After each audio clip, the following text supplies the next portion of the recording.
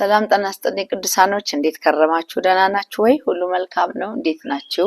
የንጋት ኮከብ የሚለው ፕሮግራም ዛሬ በዚህ ማለዳ በእንደዚህ መልክ ጀምረናል። ክብር ለኢየሱስ ይሁን፣ ክብር ለመንፈስ ቅዱስ ይሁን። ይሄ ቀን እንግዲህ የእግዚአብሔርን የሰማያዊውን ድምጽ የምንሰማበት፣ እግዚአብሔር የሚከብርበት፣ የተናገረኝን ደግሞ በአደባባይ ዛሬ የምናገርበት ቀን ነውና ጌታን እጅግ አድርጌ አመሰግናለሁ። ክብር ለሱ ብቻ ይሁን። እግዚአብሔር ጻድቅ ነው። ዛሬ የምንመለከተው መጽሐፈ ሳሙኤል ምዕራፍ 2 ላይ ሁለተኛ ሳሙኤል ማለት ነው ምዕራፍ 5 ላይ ያለውን ቃል እናገርና በሱ መሰረት እግዚአብሔር የተናገረኝ አገራዊ መልእክት ስላለኝ ይሄን አገራዊ መልእክት እናገራለሁ ማለት ነው። ክብር ለኢየሱስ ይሁን። ከዛ ቀደም ብዬ ግን ለቤተክርስቲያን እየደወላችሁ መልእክት ያስቀመጣችሁ ሰዎች እህት ወንድሞቼ የተለያየ ህመም፣ በአገልግሎት ስኬት ማጣት፣ መታመም፣ ጭንቅላት ማዞር እንደገና ደግሞ የተለያዩ በልጆች ምክንያት እንደዚህና እንዲህ ብላችሁ መልእክት አስቀምጣችሁልኝ ተጽፎ መጥቶልኛልና እሱ ላይ ጸልያለሁ። እግዚአብሔር ጻድቅ ነው። የእግዚአብሔር ጉብኝት እንዲሆን የእግዚአብሔር መንፈስ መጥቶ እንዲዳሳችሁ እግዚአብሔር ጣልቃ ገብነቱን እንዲያሳያችሁ በጌታ ፊት ጸልያለሁ። ክብር ለኢየሱስ ይሁን። እግዚአብሔር መልካም ነው። ጌታ ደግሞ መልስ እንደሚሰጣችሁ ደግሞ እንደምትመሰክሩልን ተስፋ በማድረግ እግዚአብሔር ፊት ጸልያለሁ። ጌታ ስሙ ለዘላለም ይክበር። በተለይ የታመማችሁ ሰዎች፣ በህመም ላይ ያላችሁ ሰዎች እግዚአብሔር ጣልቃ ገብቶ እንደሚፈውሳችሁ ስለነገረኝ ጌታን እጅግ አድርጌ ስለእናንተ አመሰግነዋለሁ። መንፈስ ቅዱስ የተባረከ ይሁን። ቅዱሳኖች ክብር ለኢየሱስ ይሁን። የእግዚአብሔር ስም ለዘላለም የተባረከ ይሁን። መንፈስ ቅዱስን እጅግ አድርገን እናመሰግነዋለን። ጌታ ይባረክ ወገኖቼ። እግዚአብሔር ሁልጊዜ መልካም። እንደገና የአገልግሎት በር የተዘጋባችሁ፣ ስራ ያጣችሁ ልጆች፣ የስራ በር የተዘጋባችሁ፣ እየደረሳችሁ የምትመለሱ የእግዚአብሔር መንፈስ ዛሬ ቅጥር ያደረገባችሁን መንፈስ እንደሚሰብረው ጌታ ነግሮኛል። ከላችሁ ላይ ይራገፋል። እግዚአብሔር የስራ በራችሁን ከፍቷል። መንፈስ ቅዱስ ክብር ለሱ ብቻ ይሁን። ጌታን እጅግ አድርጌ አመሰግናለሁ። ቀጥታ ወደ እግዚአብሔር ወደ ዛሬው ቃል እሄዳለሁ። መንፈስ ቅዱስ የተባረከ ይሁን። ክብር ለሱ ብቻ ይሁን። ቃሉን አነብና ለቃሉ ጸልያለን። በጌታችን በኢየሱስ ክርስቶስ ስም አነበዋለሁ። ከቁጥር 1 ጀምሮ መጽሐፈ ሳሙኤል ሁለተኛ ሳሙኤል ምዕራፍ 5 ከቁጥር 1 ጀምሮ ያለውን የእግዚአብሔርን ቃል አብረን እናያለን። የእስራኤል ነገዶች በሙሉ ወደ ኬብሮን ወደ ዳዊት መጥተው እንዲህም አሉት፣ እነሆ እኛ የአጥንት ፍላጭ የስጋ ቁራጭ ነን።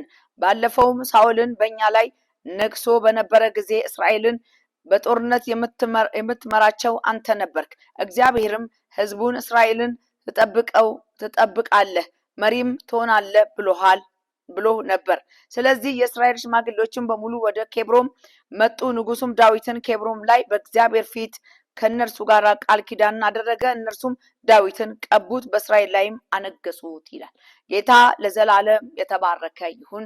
ክብር ለመንፈስ ቅዱስ ይሁን። ዛሬ ሐና ይሄንን ቃል ለምን ተናገረች ልትሉ የምትችሉ ወገኖች ልትኖሩ ትችላላችሁ። ይሄንን ቃል የምናገረው እንግዲህ ዛሬ በምድራችን ላይ ባለው በጠቅላይ ሚኒስትር አብይ አህመድ ላይ እግዚአብሔር ያወጣውን ወይም ደግሞ እግዚአብሔር ያለውን እቅድ ለመናገር በምድራችን በኢትዮጵያ ላይ ደግሞ የተዘጋጀውን የእግዚአብሔርን አጀንዳ ለመናገር ወደዚህ መጥቻለሁ ማለት ነው። ክብር ለሱ ብቻ ይሁን። ይሄንን የእግዚአብሔርን ድምጽ ከሰማይ በመጣና በሰማው ሰዓት ቃል እስከሚሰጠኝ ድረስ የጠበቅኩ ነበር። የእግዚአብሔር ቃል ወደ እኔ መጥቷል። መጽሐፈ ሳሙኤል ምዕራፍ 2 ላይ ሁለተኛ ሳሙኤል ምዕራፍ 5 ላይ ከቁጥር 1 ጀምሮ ያለውን ቃል የእግዚአብሔር ቃል እንደሚናገረው ልክ እንደዛው ወደ እኔ እንደመሰማሁት ድምጽ ወደ እኔ መጥቷል። ስለ ምድራችን፣ ስለ ፖለቲከኞችና ስለ ነገስታቶች የመጣ ስለ ምድራችን ጠቅልሎ ስለ ኢትዮጵያ የመጣ ድምጽ አለ። እሱን እናገራለሁ። ክብር ለኢየሱስ ይሁን። መንፈስ ቅዱስ የተባረከ ይሁን። ስለዚህ ለዚህ ቃል ጥቂት ለቃሉ እንጸልይና ቃሉ የሚለንን በቅድሚያ የእግዚአብሔርን ቃል አብረን እንሰማለን። ክብር ለመድኃኔዓለም ይሁን። እግዚአብሔር ሆይ እጅግ አድርጌ አመሰግንሃለሁ። በዚህ ማለዳ በዚህ ሰዓትና በዚህ ደቂቃ የተናገርከኝን የሰማዩን ድምጽ ለትውልዱ ለማስተላለፍ በዚህ ጋር ተቀምጫለሁ። አፍ ሆናለሁ፣ እጅ አካል ሆናለሁ። አንተ ለህዝቡ አስተላልፍ፣ ተናገር። ጌታ መንፈስ ቅዱስ የምትለው በፍጥነት እንዲሆንና ህዝቡ ደግሞ ካለንበት ሲቃይ ካለንበት ውርጅብኝ ከዚህ ፈተና እንድናልፍ እና ደግሞ እረፍት እንዲሆንልን ስለምታደርግ ስለምትናገር ስለምትፈጽመው እጅግ አድርጌ አመሰግንሃለሁ። ጌታ ስምህ ለዘላለም የተባረከ ይሁን። አንተ ሾምከውን ማንም ሊሰርዝ ማንም ሊያጠፋ አይችልም። እግዚአብሔር ዛሬ ያንተ ሹመት ከአርያም የሆነው ድምጽ ስለመጣ ምድራችን ደግሞ እግዚአብሔር ወይ ልክ እንደ አውሮፓ እንደተሌላው አገር እንደምትሆን ስለተናገርክ ጌታ እጅግ አድርገን እናመሰግናለን። ክብር ለዘላለም ላንተ ብቻ ይሁን። ምድራችን ላይ ያለ ስደት እንደሚቆም ስለተናገርክ እናመሰግናለን። ሞት እንደሚቆም ስለተናገርክ እናመሰግናለን። ክብር ለዘላለም ላንተ ይሁን። ከፍ በል። እኔም ባሪያክ ደግሞ እናገራለሁ፣ ትውልዱ ሁሉ ስለሚሰማኝና ደግሞ በዓይኖቻችን ስለምናይ እናመሰግናለን። በኢየሱስ ክርስቶስ ሕያው አምላክ ስም ጸለይኩ፣ አሜን። ቅዱሳኖች ስሙ ለዘላለም የተባረከ ይሁን። የእግዚአብሔር ቃል የሚናገረው እዚህ ቦታ ላይ ዳዊትን የሚናገሩት የእስራኤል ነገዶች በሙሉ ይላል። ወደ ኬብሮን መጥተው ለዳዊት መልእክት ያስተላልፋሉ። ለዳዊት መልእክት ይናገራሉ። ዳዊት መጽሐፍ ቅዱሳችን ሲናገር ገና ከሕፃንነቱ በረኝነት ስፍራ እንዳለ እግዚአብሔር እንደለየው እናውቃለን። ምክንያቱም ሳኦል ባበላሸው ነገር ላይ ሳኦል እግዚአብሔርን አልታዘዝም ብሎ ባለ ሰዓት ላይ የእግዚአብሔር መንፈስ ወደ ነብዩ ሳሙኤል መጥቶ የተናገረው ድምጽ ነው። እስከ መቼ ለሳኦል ታለቅሳለህ ብሎ ይለዋል። እስከ መቼ ታለቅሳለህ? ወደ ጎረቤቱ ሂድ፣ ወደ እሰየ ቤት ሂድ ብሎ እግዚአብሔር ወደ እሰየ ቤት መልእክተኛ አድርጎ ይሄን የእግዚአብሔር ሰው እንደላከውና የእግዚአብሔር ሰው ደግሞ ወደ እሰየ ቤት ሄዶ ከዛ ከረጃጅሞቹ ትከሻቸው ሰፊ ከሆነ ከሚያምሩ ውበት ካላቸው ከነሱ መርጦ ነብዩ እንደለመደው ሊቀባ በፈለገበት የሳኦል ትከሻ ሰፊ ስለነበር በሱ መቀባ ስለለመደ ነብዩ እነዚህም እንደዛው ትከሻ ሰፋፊ ስለነበሩ ረዘምና ውበት ያላቸው ስለነበሩ እነሱን ምርጫ አድርጎ በቀረበበት ሰዓት እግዚአብሔር አይሆንም ብሎ ዳዊትን ከጫካ አስወጥቶ እንደቀባው እናውቃለን።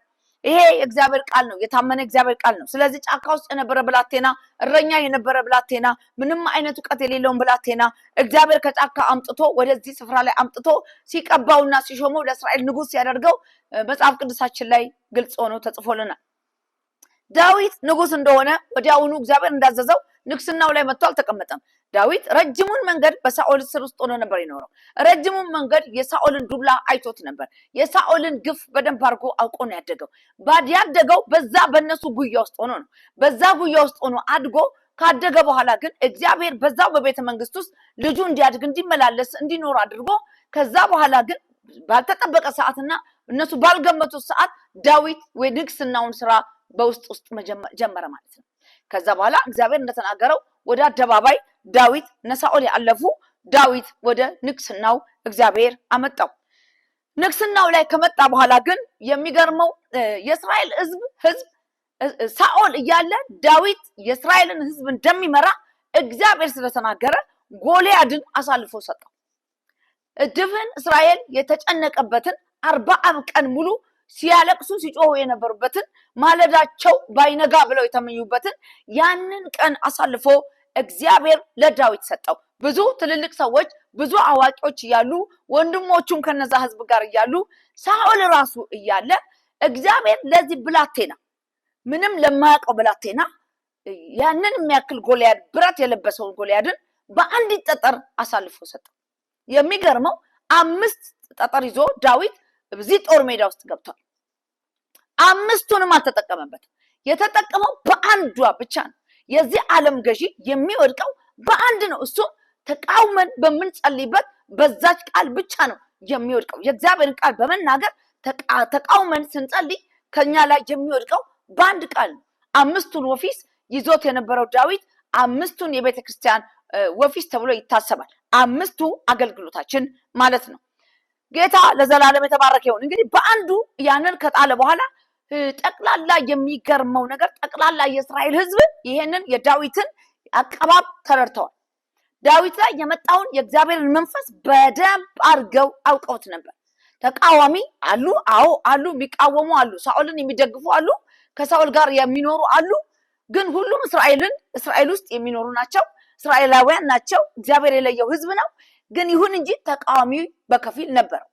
ውስጥ የሚቃወሙ ከሳኦል ጋር የነበሩ ነበሩ። ዳዊት እስከ ዘመኑ ፍጻሜ ድረስ ከልጆቹ ጀምሮ ብዙ ሰልፍ በህይወቱ አሳልፏል ዳዊት።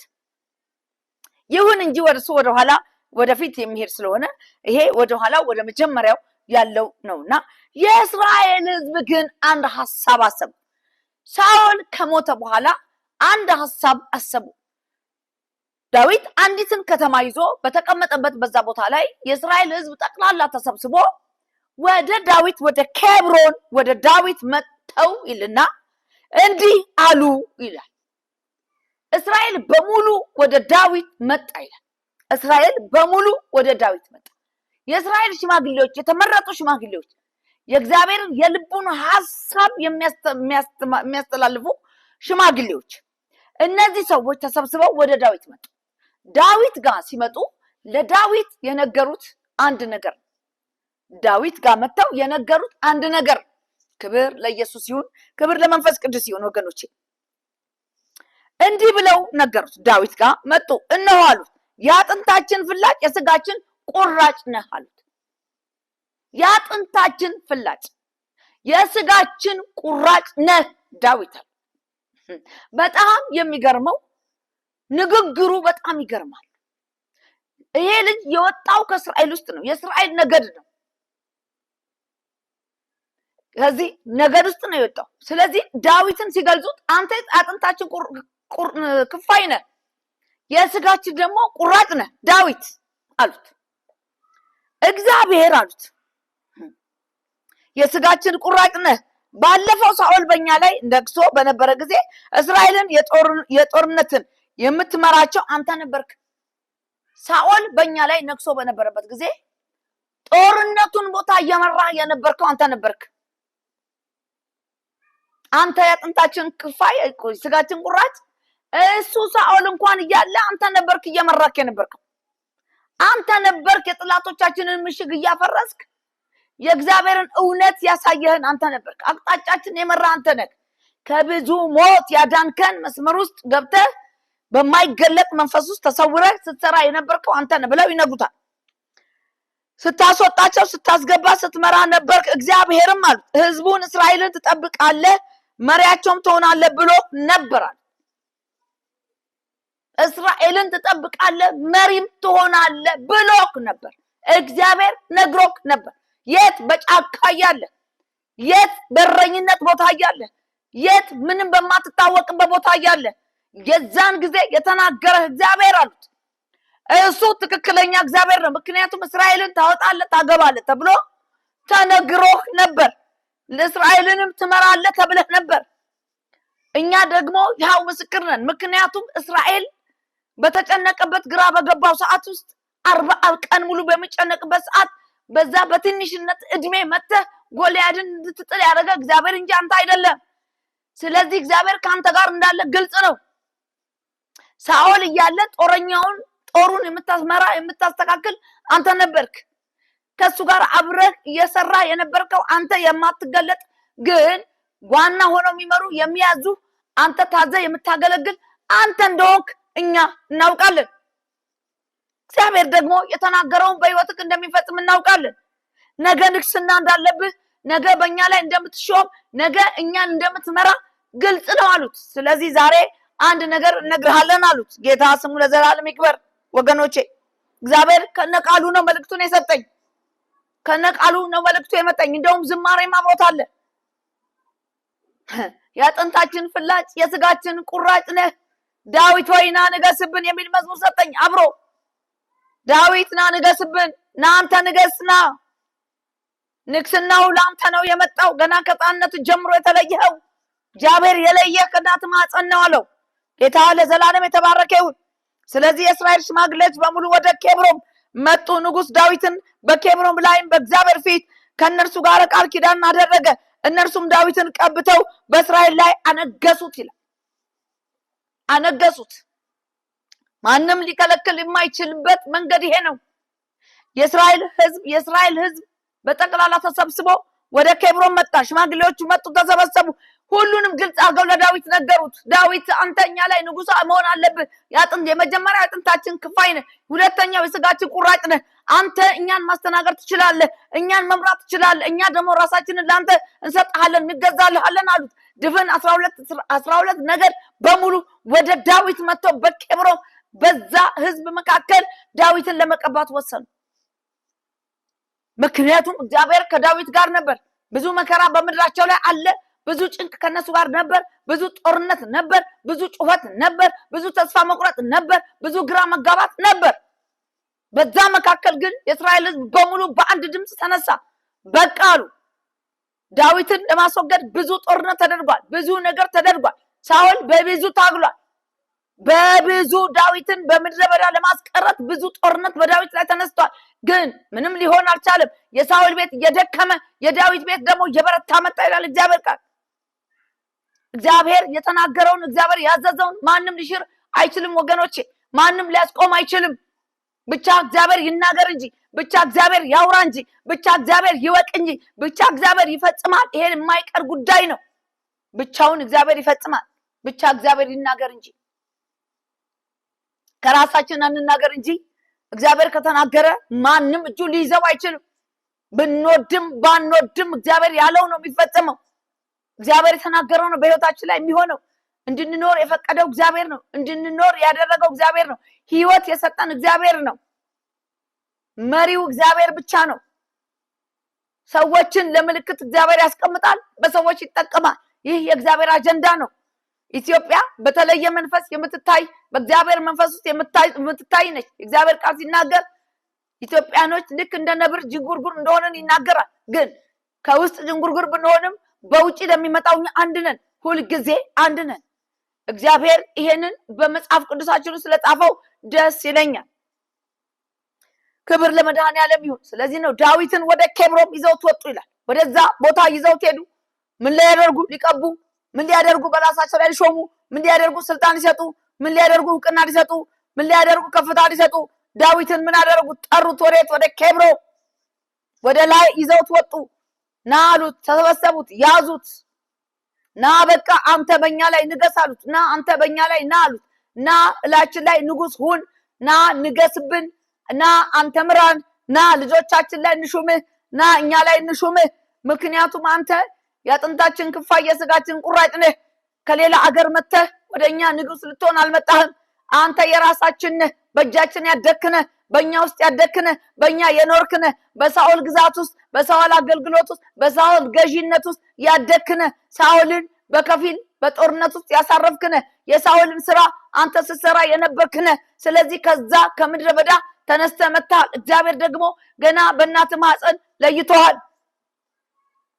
ስለዚህ ዳዊት አንተ የተለየ ልጅ ስለሆንክ ዛሬ የተለየ ነገር እናደርጋለን ብለው ህዝቡ እንደዚህ አደረገ ይላል። ጌታ ለዘላለም የተባረከ ይሁን። ሃሌሉያ! ክብር ለኢየሱስ ይሁን። እግዚአብሔር ጻድቅ ነው። እግዚአብሔር መልካም ነው። ዳዊትን ቀብተው በእስራኤል ላይ አነገሱት ይላል። ቀብተው አነገሱት፣ ቀቡት፣ በቃ ንጉስ አድርገው ሾሙት። ዳዊትን በነገሰ ጊዜ እድሜው 30 ዓመት ነበረ። 40 ዓመት ገዛ ይላል። ቤት በኬብሮን ተቀምጦ በአይሁድ ላይ 7 ዓመት ከ6 ወር ኢየሩሳሌም ሆኖ በመላው እስራኤል በይሁዳ ላይም 33 ዓመት ነገሰ። አንድ ላይ 40 ዓመት ንግስናን አደረገ ይላል። 40 ዓመት ሙሉ ዳዊት እስራኤልን ገዛ ማለት ነው። የበላይ ሆኖ መሪ ሆነ። እስራኤልን ያወጣ ነበር። እስራኤልን ያስገባ ነበር። ለእስራኤል እጁን ቀኝ እጁን ሰጥቶ ለእስራኤል ህዝብ የሚመጣ ጦርነትን ሁሉ ተጋፍጦ ዳዊት በጦር ሜዳ ላይ ይዋጋ ነበር። ጦር ሜዳ ላይ ወጥቶ ውጊያ ያደርግ ነበር። ውስጥ ያሉትን በፍቅር ይመልስ ነበር። ውስጥ ያሉትን በፍቅር ቅፍ አድርጎ ይይዝ ነበር። የሚወጡትን ወደ ውጭ የሚወጡበትን የተለያየ ነገር የሚያደርጉትን ሰዎች እቅፍ አድርጎ በጉያው ይዞ በፍቅር ይመራቸው ነበር። ያባብልና አቅጣጫ ይሰጣቸው ነበር። ምክንያቱም የእግዚአብሔርን አጀንዳ ማንም ሊሽረው ስላልቻለ ዳዊት እንዴት እንደሚሄድ እግዚአብሔር ይመራው ነበር። የሚገርመው ወዲያውኑ ይህንን የሰሙ ፍልስጤማውያኖች እስራኤል ላይ ተነስተው ነበር። የተለያዩ ወሬ ተሰማ። ምን? ዳዊት እንደዚህ ነው፣ ዳዊት ተሾመ፣ ዳዊት የበላይ ሆነ፣ ዳዊት ድፍን እስራኤልን መግዛት ጀመረ፣ ዳዊት የበላይ ሆነ በእስራኤል ላይ የሚለው ዜና በጣም ወጣ። ዳዊት በጣም ታውቆ ነበር። በጣም ይታወቃል። በፊልስጤማ በተቃራኒ ሰዎች በደንብ አድርጎ ይታወቃል። ውስጥ ባሉትም ሰዎች ዳዊት ታውቋል። ይሄንን ወሬ ስለሰሙ ዳዊትን ለማጥፋት ወስነው ወደ ዳዊት መጥተው ነበር። እግዚአብሔር ፊት ዳዊት ጸለየ። እግዚአብሔር ፊት የተሾመ በእግዚአብሔርም በሰውም የተሾመ ስለሆነ ዳዊት የሚመጣውን ጦርነት ብድግ ብሎ ሄዶ አይጋፈጥም። የሚያደርገው በእግዚአብሔር ፊት መጸለይ ነው። እግዚአብሔር ሆይ ልውጣን? ወደታች ወርዳችሁ አንብቡ። ልውጣ ልሂድ ብሎ ይጠይቃል። እግዚአብሔር ውጣ ብሎ ይለዋል። ይሄንን ፍልስጤማውያንን አሳልፌ እሰጥሃለሁ ብሎ ይነግረዋል። ይሄንን ጦርነት አሳልፌ እሰጥሃለሁ ብሎ ይነግረዋል። አሳልፎ ከሰጠ ጦርነት ውስጥ ብዙ ሞቶች አይኖሩም ማለት ነው። እግዚአብሔር አሳልፎ ነገርን ሲሰጥ ስለዚህ ዳዊት ከእግዚአብሔር ጋር ንግግሩን በደንብ አድርጎ ቀጠለ ማለት ነው። አያችሁ በአገልግሎቱ ዘመን ሁሉ በንግስናው ዘመን በሙሉ እግዚአብሔርን በመስማት እግዚአብሔርን በማዳመጥ ከእግዚአብሔር ጋር በመስማማት ጉዞ አደረገ። ለዚህ እግዚአብሔር ቃል ሲናገር ዳዊት እንደ ልቤ ብሎ ይለዋል። እንደ ልቤ ነው ዳዊት ይለዋል። እግዚአብሔር ሹመትን ከሰጠ እግዚአብሔር ስልጣን ከሰጠ እግዚአብሔር ካስቀመጠ ማንም ከዛ ቦታ ላይ ያን ሰው ሊያወርደው አይችልም። የእግዚአብሔር ሐሳብ ስለሆነ ማንም ምንም ማድረግ አይችልም። የእግዚአብሔርን ዕቅድ ማንም ሊሰርዘው አይችልም። ምክንያቱም እግዚአብሔር ነፍሳችንን በሰከንድ መውሰድ ይችላል። ሰከንድ ባልሞላ ውስጥ ና ብሎ ነፍሳችንን መጥራት ይችላል። እኛ የምንኖረው በእግዚአብሔር ኃይል ብቻ ነው። በኢትዮጵያ ውስጥ የምንኖረው በምንም ሃይማኖት ውስጥ የምንኖር ሰዎች ብንሆንም እግዚአብሔር ከኛ ጋር እንዳለ ግን ሁሉም ሰው ያውቃል። ይሄ 100% የተረጋገጠ እግዚአብሔር በምድራችን ላይ እንዳለ ምንም እምነት እንኳን ባይኖራቸው እግዚአብሔር የሚባል ነገር አለ ብለው እንደሚያስቡ ተስፋ አደርጋለሁ። ምክንያቱም የኢትዮጵያ ኑሮ ከእግዚአብሔር ቅኝት ነው እንጂ በሌላ በኩል በምንም በኩል አይደለም እየኖርን ያለ ነው። እግዚአብሔር እያቃኘን ስለሆነ እግዚአብሔር እያየን ስለሆነ የእግዚአብሔር አይን ባለበት ደግሞ የሰይጣንም አይን ስላለ ለምን እግዚአብሔር በእነሱ አይኑን አደረገ ብሎ የቀና መንፈስ ስላለ ያ ብዙ ነገር እያደረገን ስለሆነ ሰው ሁሉ የሚያውቀው ይመስለኛል። እንደኔ እንደዚህ ብዬ አምናለሁ። ሰው እግዚአብሔር በምድራችን ላይ እንዳለ ሁሉም ህዝብ የሚያውቅ ይመስለኛል። ስለዚህ ጌታ ስሙ ለዘላለም የተባረከ ይሁን። እንግዲህ ዳዊት ይሄንን ያህል የዳዊትን ነገር ከተናገርኩ የመጣውን መልእክት ለማስተላለፍ ጉዞ አደርጋለሁ። ጌታ ለዘላለም የተባረከ ይሁን። ወገኖቼ የመጣው መልእክት ወደኔ የመጣው መልእክት የእስራኤል አምላክ እግዚአብሔር የተናገረኝ ወደኔ ያመጣው መልእክት ድፍን ኢትዮጵያኖች ማለት ነው እኛ አገር ውስጥ ያለነው ሰዎች የመጀመሪያው በሰላም መኖር እንደምንጀምር ጌታ ነግሮኛል ማለት ነው። ተናግሯል። ድምጽ ሰምቻለሁ ማለት ነው። ያው ለብዙዎቻችሁ ድምጽ ሰማን የሚለው ህመም ሊሆን ስለሚችል ግን የሰማነውን መካድ አንችልም። ምክንያቱም ከኛም በፊት የነበሩ ነቢያቶች ማን ድምጻችንን ሰማ ብለዋል፣ ማን ሰምቶናል ብለዋል። ስለዚህ እኛም በዚህ ዘመን ለሚሰማው ሰው ይጠቅመዋል፣ ለማይሰማው ደግሞ አይጠቅመውም ማለት ነው። ስለዚህ ለምትሰሙት እግዚአብሔርን ደግሞ ለምትከተሉ የእግዚአብሔር ክብር ከእናንተ ጋር ለሆነው ህዝብ ይሄን መልእክት አስተላልፋለሁ። ጌታ ለዘላለም ይክበር። ያየሁት ራእይ ጠቅላይ ሚኒስትር አብይ አህመድን ብዙ ዓለም ዙሪያ ያለው ነገስታት በሙሉ ወደ ኢትዮጵያ የመጡ ይመስለኛል። በራእዩ የመጡት ጠቅላላ ተሰብስበው ከተለያየ አገር የተለያየ ባንዲራ ይዘው መጥተዋል። ወደ ኢትዮጵያ ምድር ደርሰዋል።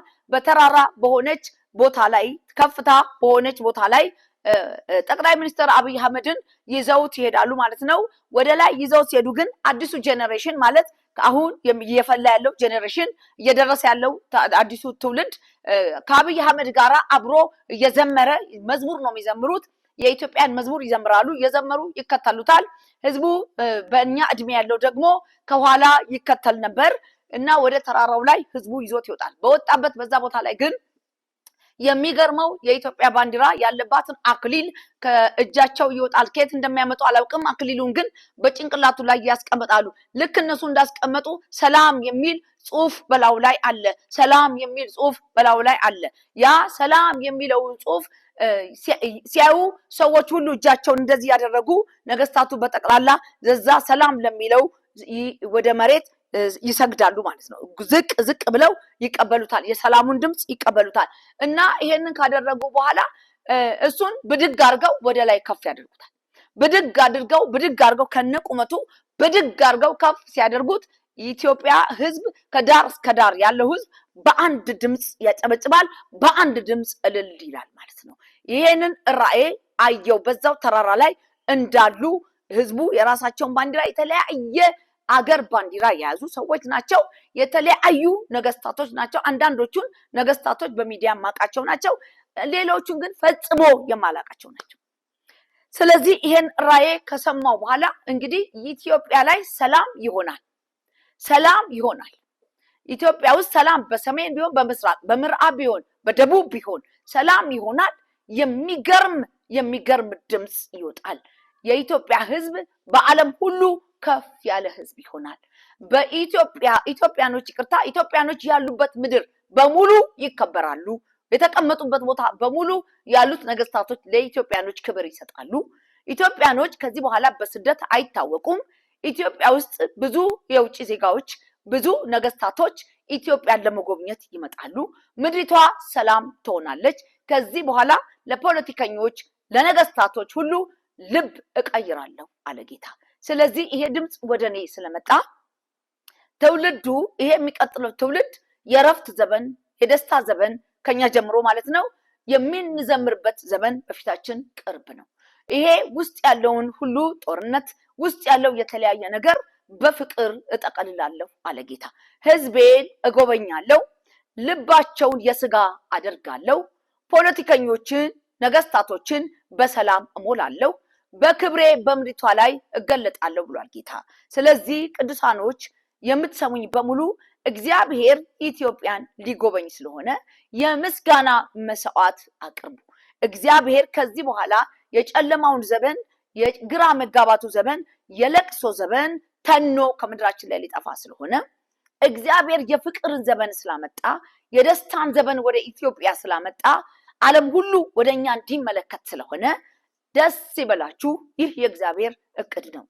ብላቴናውን ወይም ደግሞ ወንድማችንን ወንድሜ ብለው ይቀለኛል ወንድማችንን አብይ አህመድን እዚህ ምድር ላይ እግዚአብሔር ሲያስነሳ ቀድሞ በነበሩት ነገስታቶች መካከል ነው ያሳደገው። እድገቱ በዛ ውስጥ ነው። የበለጠ ራሱ ማብራሪያ ይሰጥበታል ወደፊት ብዬ ተስፋ አድርጋለሁ። በእነሱ ውስጥ ነው ያደገው። እድገቱ አመጣጡን በእነሱ ውስጥ ነው። እግዚአብሔር ግን በእነሱ ውስጥ ሆኖ አብይ አህመድን ለምድሪቷ ለምልክት እንደሚያስቀምጠው አጭቶት ነበር። የታጨ እጭት ስለነበረ የታጨው ሰው ልክ ወደ ቦታው ሲመጣ ኢየሱስ ክርስቶስ ወደ ምድሪቷ ለስራ በመጣ ሰዓትና ወይ ደግሞ ሙሴ በተወለደበት ጊዜ የነበረው ሰልፍ በቀጥታ በኢትዮጵያ በመጀመሪያው ቀን ተጀምሮ ነበር። ብዙ ህልፈት ሊሆን ነበር። እግዚአብሔር ግን ጣልቃ ገብቶ የዛን ቀን ህልፈት በትንሹ አድርጎ አሳልፈን ማለት ነው። ከዛ ሰዓት ጀምሮ የዚህ ዓለም ገዢ ያለ እረፍት ጦርነት በምድራችን ላይ ያደረገ ብዙ እህትና ወንድሞች እናት አባቶችን አተናቸዋል።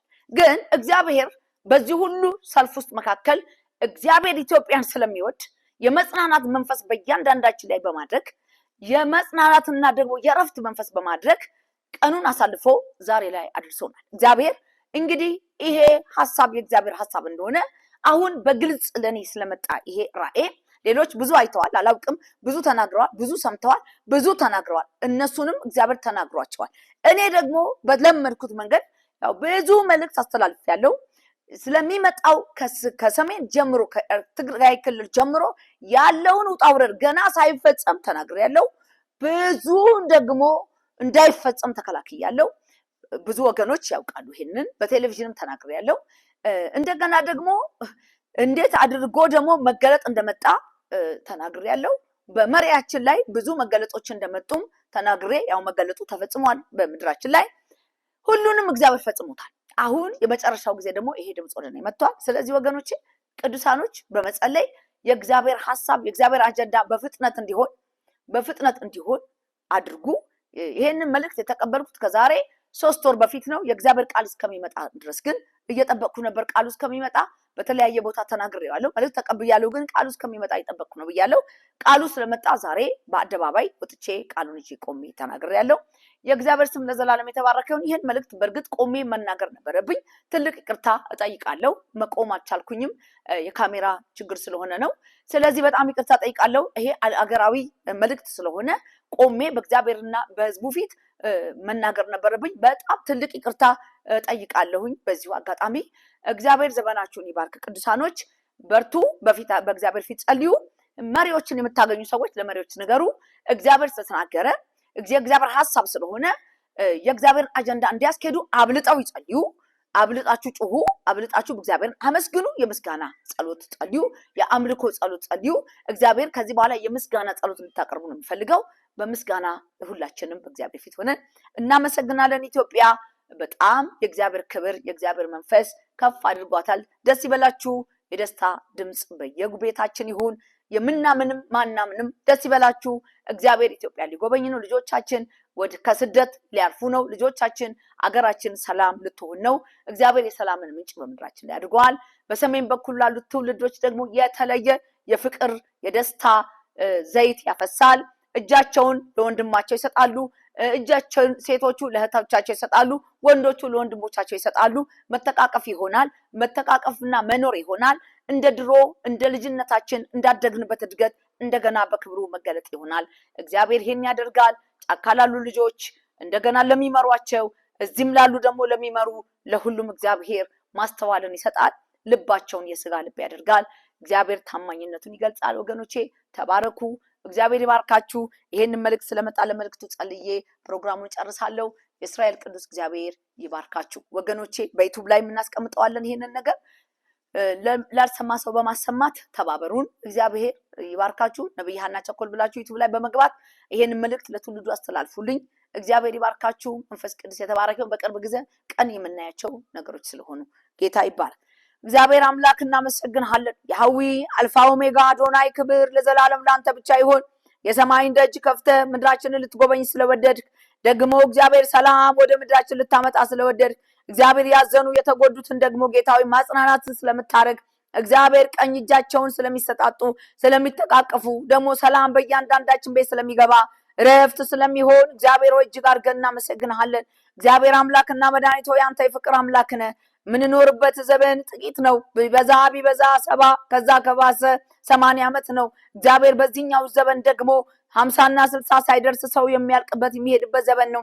እግዚአብሔር አምላክ ይህንን ዘመን ለእያንዳንዳችን መገንዘብ ሰጥተህ በፍቅርና በደስታ በሰላም እንድንኖር አገራችን ወደ ሰላሟ እንድትሄድ ስለምታረግ እጅግ አድርገን እናመሰግንሃለን። ጌታ ሆይ አንተ መልካም ነህ። በኬብሮም ለዳዊት ቅባትን አምጥተው እንደቀቡ በአንተ ፊት እንደሾሙት እስራኤልን ድፍን እስራኤልን ግዛ አንተ ያጥንታችን ቁራጭ ፍላጭ ደግሞ የስጋችን ቁራጭ ነው ብለው እንደተናገሩ እንደዚሁ እግዚአብሔር ሆይ ኢትዮጵያ ውስጥ ደግሞ ስለሚሆን እግዚአብሔር አምላክና መድኃኒት ሆይ ይሄ ነገር ስለታወጀ እግዚአብሔር አምላክ ሁሉ በፍቅር ስለሚተቃቀፉ የአንድ አባት የአንድ አገር የአንድ ወዝ እግዚአብሔር ልጆች ስለሆኑ እግዚአብሔር አምላክ መልካምን ዜና ወደ ምድራችን ስላመጣ እጅግ አድርገን በእውነትና በመንፈስ ሆነን እናመሰግናለን። ክብር ለዘላለም ላንተ ብቻ ይሆን። ቀሪውን ሰዓትና ጊዜውን ሁሉ አንተ ተረከብ። የደስታ ዘይት በምድራችን ላይ ትፍሰስ። የእጅ ስራ በእጃችን በምድራችን ላይ ይሆን። ታላቅ የሆነ ነገር ይሁን።